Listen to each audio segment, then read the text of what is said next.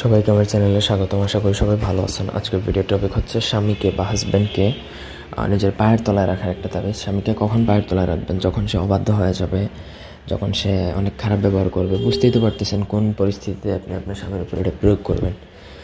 যে কোনো হাজব্যান্ড হোক, যত খারাপ হোক, যত বদরাগী, দুশ্চরিত্র, বদমেজাজি হোক, তাকে আপনি নিজের পায়ের তলায় এনে ফেলতে পারবেন আজকের এই মহানকশাটা দ্বারা। প্রথম থেকে ভিডিও টানাটানে শেষ পর্যন্ত দেখুন। আমার চ্যানেলটা অবশ্যই সাবস্ক্রাইব করবেন, লাইক, কমেন্ট, শেয়ার করবেন।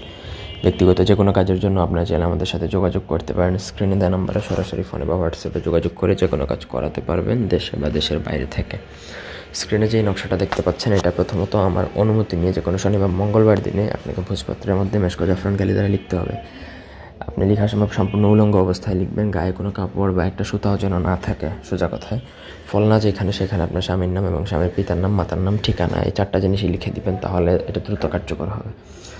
আপনার নকশাটা লেখা কমপ্লিট হয়ে যাওয়ার পরে আপনাকে সেই নকশাটা সেদিন রাতেই আপনাকে কোনোভাবে পুড়িয়ে সেটার ছাই সংগ্রহ করতে হবে। সামান্য একটু ছাই সংগ্রহ করলে হবে, তবে পুরো ছাইটুকু গুঁড়ো করে মিক্স করবেন। তারপরে ওইখান থেকে 1 চিমটি ছাই নিয়ে আপনাকে যে কোনো খাদ্যদ্রব্যের সাথে মিশিয়ে আপনার হাজব্যান্ডকে যদি কোনোভাবে খাইয়ে দিতে পারেন, আর সে যদি সেটা টের না পায়, তাহলে আপনি 1000% নিশ্চিত থাকতে পারেন সে ওই দিন থেকে সারা জীবনের জন্য আপনার পায়ের তলায় চলে গেল। আপনাকে ছাড়া কোনো কিছুই বুঝবে না। এক কথায় আপনি তার আপনার গোলামের মতন হয়ে যাবে সে। তবে এটা প্রয়োগ করে স্বামীর উপর কোনো অন্যায়ভাবে কোনো কিছু আদায় করতে যাবেন না। সেক্ষেত্রে এটা খুব বেশি দিন স্থায়ী থাকবে না। আপনি জায়েজভাবে এটা প্রয়োগ করতে পারেন, তবে এটা কার্যকর থাকবে সারা জীবন। তো এই ছিল আজকের ভিডিও। কোনো অংশ বুঝতে অসুবিধা থাকলে কমেন্ট করে জানাতে পারেন। ধন্যবাদ সবাইকে।